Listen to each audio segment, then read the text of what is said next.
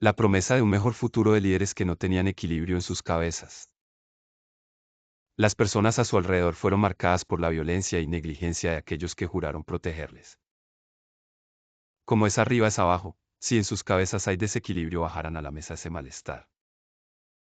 Como es adentro es afuera, si dentro de sí mismos no logran tener autonomía, despojarán de la autonomía a las personas a su alrededor para que esto les sostengan y protejan.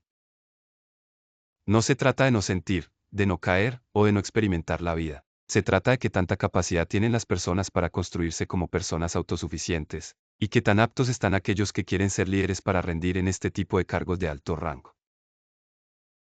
Bueno, empecemos con culto y rehabilitación de Synanon. Como se mencionó en el anterior video, todo ecosistema social tiene la misma estructura, la modifican según su propósito e intención. Reglas, normas, derechos, beneficios, creencias y prácticas o rituales. Todo empezó con una nueva propuesta para rehabilitar a las personas con tendencias a la adicción. Bueno, algo muy común en este tipo de situaciones es la atracción de personas en situaciones vulnerables, un salvador al cual alabar. En estas prácticas su creador ideó el llamado juego, en donde las personas tenían la oportunidad de desahogarse expresando todo aquello que socialmente es considerado como no apropiado. Esto lo hacía hacia sus compañeros y dirigentes. Lo malo no es sentir, lo verdaderamente malo es no saber cómo canalizar, purgar y reflexionar acerca de lo que se siente. Básicamente el juego era una manera de hacer a las personas dependientes de algo externo para autorregularse emocionalmente. ¿Qué pasa con el narcisismo? Como se mencionó en el video pasado, las personas con este trastorno no son autosuficientes, dependen de algo o alguien más para ser y hacer. ¿Qué necesita una persona narcisista? Un basurero donde poner todo su malestar y las emociones con las que no saben ni pueden lidiar. Una mina de oro de donde obtener los recursos que por sí mismos no pueden construir. Alguien que los proteja de todo y los admire por todo. Alguien que se sacrifique por ellos. Este mismo patrón se repite una y otra vez en cada situación que ha sido contaminada por alguien con un trastorno narcisista, que deforma sus ideas y pensamientos. Usualmente lo que los lleva al deterioro es que tengan la sensación de que todo lo que viene de ellos está perfecto y funciona, por ende no tienen nada malo que cambiar en sí mismos. Este tipo de personas se mienten a sí mismos y convencen a los demás de aquello en lo que creen para no sentirse solos en su propia distorsión. En edades tempranas no se nota tanto su deterioro mental, pero con el tiempo este va empeorando, incluso su salud física se puede ver afectada. Saben que lo que hacen no está del todo bien porque ven en otros que son capaces de lidiar con todo de manera distinta, pero al mismo tiempo lo que hacen les funciona porque es aceptado por su entorno más cercano. Recordemos que para las personas con el trastorno narcisista no necesariamente perciben a otros como iguales. Los demás significan solo recursos y herramientas con los cuales alcanzar algo o alguien del cual se van a ver beneficiados. Discutir con ellos es como discutir sobre colores reales con un persona daltónica, o sea, algo desgastante. Volvemos con Synanon. Una nueva nación en una comunidad pequeña. Las personas vulnerables buscaban ayuda y cambiar sus vidas. Synanon parecía ofrecerles esto. Esta comunidad se vería afectada por su creador y su autoritarismo. Volvemos a mencionar lo del anterior video para que se entienda mejor cómo aplica en cada uno de estos casos mencionados. ¿Cómo opera el ciclo de abuso narcisista? Identificación de la víctima. La víctima tiene que tener algo de lo que la persona narcisista se pueda beneficiar, sea servir como basurero emocional, recurso, admirador o quien se sacrifica por ellos, incluso todo en uno. Estudian a la víctima para saber cómo captar su atención. Enganche. Aquí crean escenarios donde la víctima pueda conectar con el narcisista, sea desde las emociones o con la experiencia física, incluso ambas. Entendemos aquí que la persona narcisista no logra conectar mentalmente con nadie. Todos solo representan recursos y herramientas, por ende su única manera de conectar puede ser a través del sexo o prácticas sexuales en donde usan a la otra persona para obtener satisfacción y alimentar su placer. En cuanto a la conexión emocional, se trata de despertar y manipular las emociones del otro, sea culpa, amor o dependencia, vergüenza, lástima, enojo, pero siempre en el otro. Para esto hacen el estudio a su víctima previamente. Devaluación. Rompen a la víctima, la deshumanizan para luego proyectar y reformarlas a su imagen y semejanza para poder usarles con mayor facilidad sin que exista resistencia o cuestionamientos. Aquí a la víctima la aíslan de su entorno, la despojan de su identidad y personalidad, les hacen daño y les empiezan a sembrar la idea de que merecen ser dañados, no merecen ser amados y sin ellos no serían nada, no serían nadie. Esto para atarles a su abusador. Descarte o exilio o anulación. Una vez la víctima ya está trabajada por el narcisista, este controla la narrativa de la situación, si están o no juntos, si conviven o no juntos, si se llevan bien o no. También para este punto controlan el discurso de la otra persona al igual que su reputación pública según sean sus objetivos. Comunicación intermitente. Es que igual te estoy haciendo un favor al comunicarme contigo. Parece que si quieren llevarse bien pero generan culpa en el otro haciéndoles creer que por ellos no se llevan bien. Esto lo hacen para mantener el ciclo vivo y como les ven como un recurso volver por lo suyo cuando quieran sin problema. La percepción de los recursos. El ciclo de abuso es siempre la misma estructura, lo único que varía es según quien lo aplique, el cómo, el cuándo según el contexto en el que se desarrolle. Las personas con el trastorno narcisista de la personalidad son dependientes, pero para obtener aceptación social y obtener aquello que no se pueden dar generan dependencia en otros para ir y venir por lo suyo sin problema. La situación aquí es que su estado mental se va en deterioro por lo cual sus placeres y prácticas también se convierten en personas inescrupulosas a grados preocupantes. El patrón común en este tipo de vínculos narcisistas es que la persona con el trastorno hace que todo gire a su alrededor como buena persona dependiente, entonces todo se torna, no salgas porque todo lo tienes aquí conmigo, no te preocupes, solo yo te protejo, yo te doy todo, lo tienes todo conmigo. Las personas narcisistas parecen proveer protección, alimento, cuidados y sacrificios por las personas de su entorno más cercano, pero la realidad está lejos de ser así. La persona narcisista inhabilita a los de su alrededor para que dependan de él o ella sin que se den cuenta que son ellos los dependientes. Es por esta razón que las víctimas no se dan cuenta por el cúmulo de emociones y confusión durante la vinculación con este tipo de perfiles. Para Sinano, las personas fueron atraídas con la idea de sanación y un mejor futuro. Llegaron con la ilusión de cambiar y al ver estos cambios se quedaron. Fueron despojadas de todo lo que fueron y de sus círculos sociales previos, para jurar lealtad y respeto a la comunidad Sinano. Ellos mantenían a flote la comunidad de Sinano, trabajan por sus recursos y mantenían a su creador con ellos. Su creador controlaba la narrativa de la comunidad. Si un día decidía que todos se raparían sus cabezas, así sería. Si un día decidía que la comunidad se uniría en matrimonio, así se hacía. Si un día decidía que todos se divorciarían, así sería. Su creador un día se une románticamente con una integrante de Sinano quien le brindaba sostén emocional cuando él se desbordaba con sus integrantes, al morir su pareja. Él decidió que todos debían separarse de sus parejas. Finalmente su estado mental entraría en declive y esto se vería reflejado en su comunidad. Las personas ya no gozaban de ningún bienestar y para colmo de males en su desespero por creer tener enemigos creó su propio ejército para su defensa y protección. La comunidad de Sinano finalmente sería quien proveía de todo a su creador, recursos de los cuales gozar, admiración de la cual alimentar su ego, su propio basurero emocional, alguien que reciba las balas por él. Todo terminaría como empezó, su creador en soledad y con un claro deterioro mental. Pero las víctimas nunca recibieron por aquello por lo que se vieron atraídas, no obtuvieron sanación ni un mejor futuro, solo otra forma de dependencia. Ahora vamos con la familia. Los Menéndez. Un caso polémico que ha marcado a generaciones y el cual ha sido abiertamente mediático. ¿Cómo no serlo si en primera plana la frase, dos jóvenes señalados como culpables tras asesinar a sus padres? Honrarás a padre y madre dice la Biblia que todos conocemos pero que nadie parece entender, como siempre solo se menciona un lado de la historia la que haga más ruido mientras la otra parte de la historia es egoístamente olvidada aunque sea la que guarde todo el contexto del conflicto como en este caso. Se aísla a las personas que no logran integrarse socialmente al menos no de manera adecuada. Esta sociedad es cada vez más enferma, lo que es peor es abiertamente desequilibrada, pero esto tal vez solo sería el reflejo de aquellos que operan como principales influencias de dicho desequilibrio. Un cargo tan importante como lo es ser padre o madre acarrea una importante labor influir en el mañana al verdadero mejor futuro.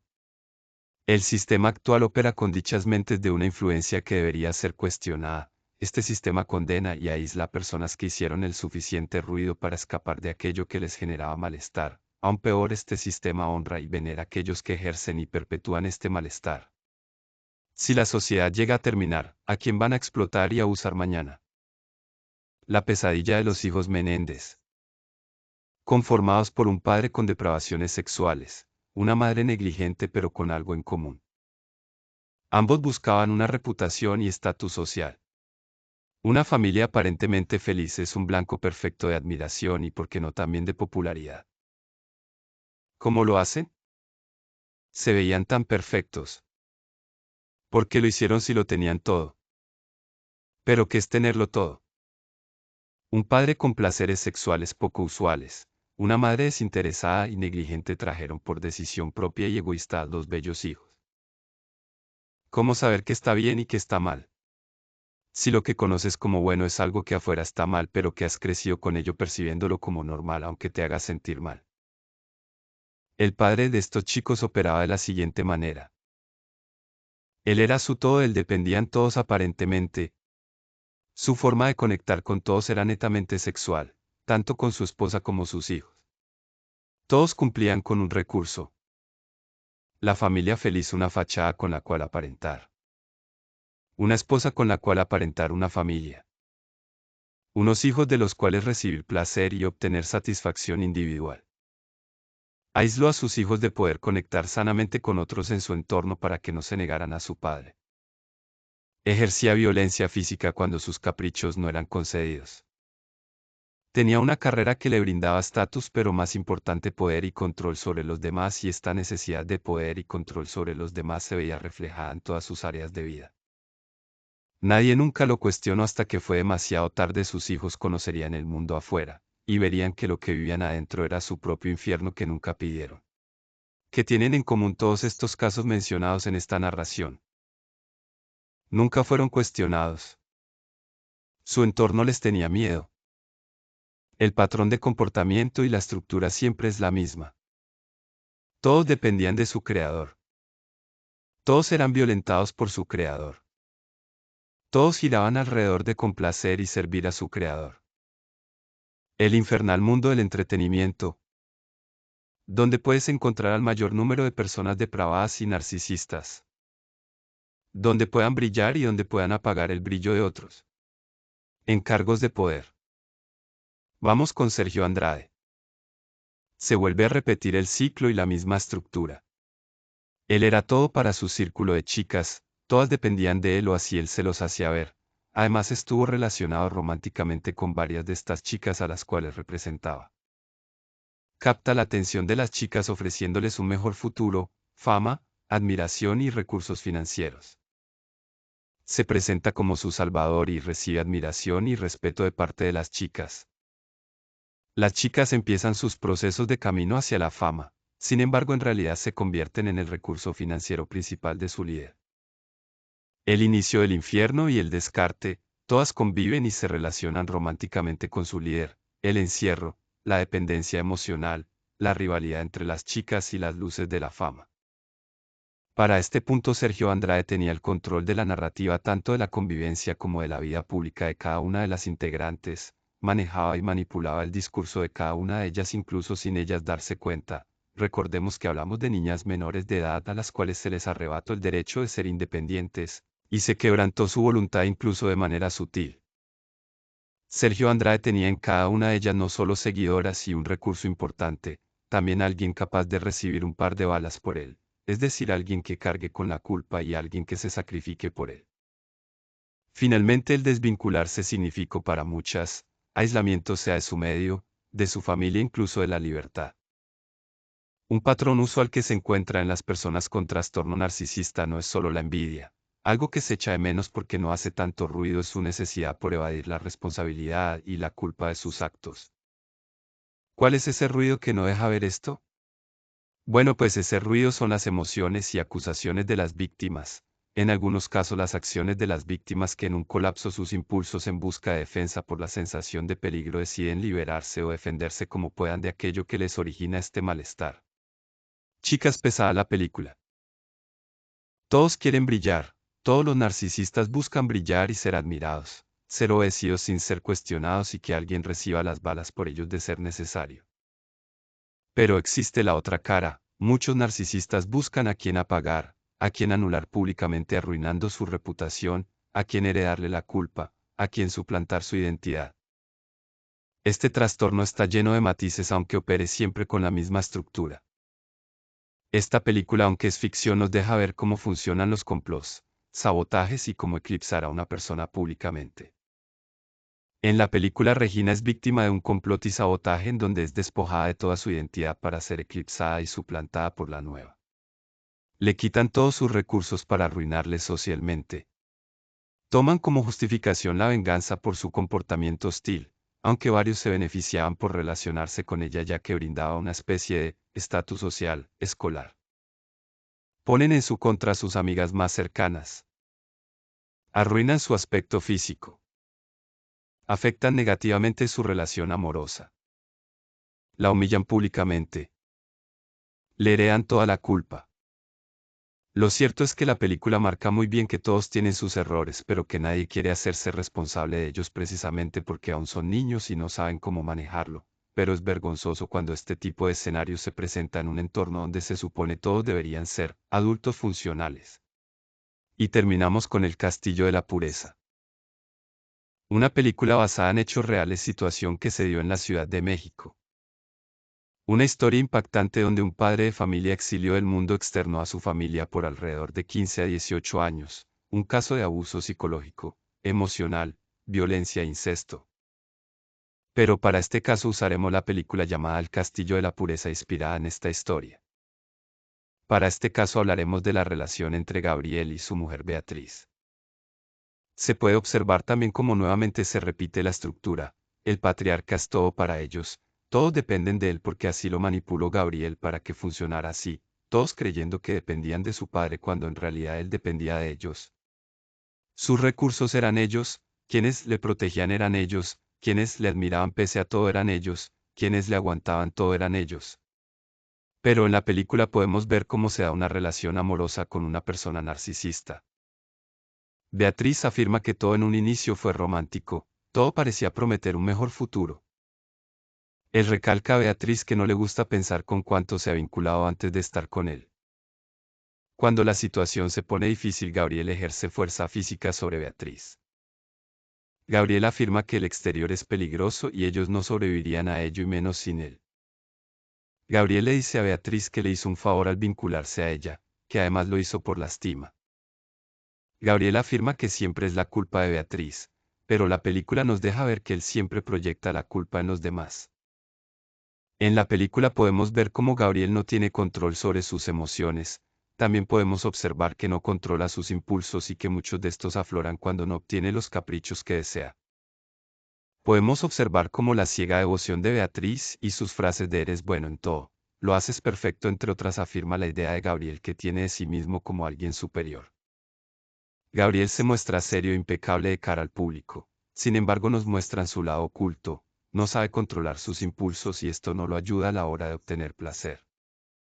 Al final el policía dice una frase clave, déjenlo está loco señalando a Gabriel mientras este amenaza con matar a toda su familia y ellos intentan protegerle. El trastorno no está ligado a un determinado sexo, afecta a hombres y mujeres por igual sin distinción alguna. Estos escenarios son los más evidentes porque existen variedad de estos pero a simple vista no parecen ejercer violencia de ningún tipo como el caso de los Menéndez y es por ello que se dificulta brindar un juicio justo o un veredicto clave precisamente por el cúmulo de emociones que disparan ciertos actos que son impulsados por algo previo y es esta la razón principal que se pierde por atender otras situaciones primero. Existen casos de madres narcisistas, padres narcisistas, esposas narcisistas, esposos narcisistas, hermanos narcisistas, amigos narcisistas.